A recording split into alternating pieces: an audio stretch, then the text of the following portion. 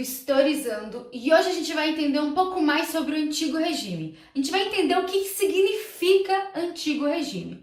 Bom, primeiramente, antigo não vai ser um nome que a galera da época vai usar para si mesmo, né? Então, na verdade, esse nome vai ser usado por historiadores e historiadoras que vão se referir a um período entre o século XV e o século XVIII na Europa Ocidental. E não é só isso não. Esse período na Europa Ocidental vai ficar conhecido por algumas características semelhantes e por isso vai se aglutinar no chamado Antigo Regime. E que características são essas?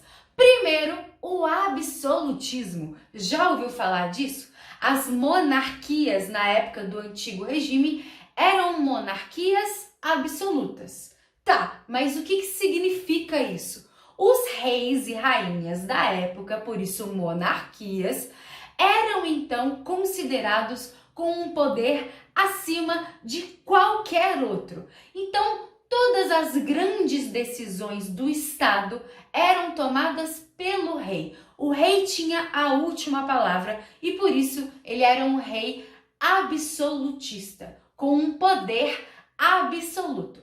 Ah, isso não quer dizer, é claro, que não existiam conselheiros nem nada do gênero, mas que a última palavra era do rei.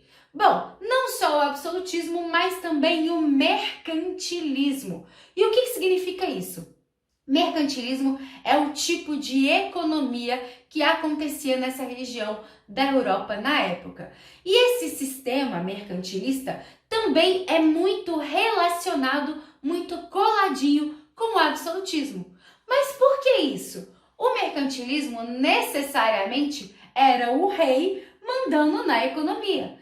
Então, um rei com poder absoluto vai ter um sistema econômico em que ele também vai mandar, em que a última palavra também seja dele. Então, o Estado acabava controlando a economia, controlava o que vendia, o que comprava, quais eram as tarifas. Tudo isso envolve a estrutura mercantilista. Mas não pense você que acabou as únicas características do Antigo Regime, porque ainda tem uma sociedade estamental. Nossa, mas o que significa isso?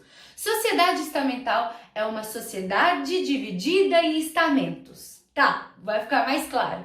É que existem as hierarquias, em que existem classes com privilégios e classes sem privilégios. Na França, que é então inclusive o espelho do Antigo Regime, é a maior influência do Antigo Regime, era-se dividido em primeiro estado, segundo estado e terceiro estado, onde o primeiro e segundo estado eram o clero e a nobreza e o terceiro estado era o resto. Só que esse resto era a maioria esmagadora da população. E enquanto o primeiro e segundo estado tinham vários privilégios e tinham ali favores do rei, o terceiro estado acabava pagando todos os impostos e sustentando o primeiro e o segundo estado. Por isso, uma sociedade hierarquizada. Por último, mas não menos importante, a intolerância religiosa. O rei, com poder absoluto, determinava a religião oficial daquele lugar, daquele país e, consequentemente, quem não era da religião, quem não praticava a religião do rei, acabava sofrendo e muito. E quando eu falo sofrendo e muito, muitas vezes é com a morte mesmo. E você, sabia disso? Te vejo na próxima. Um beijo!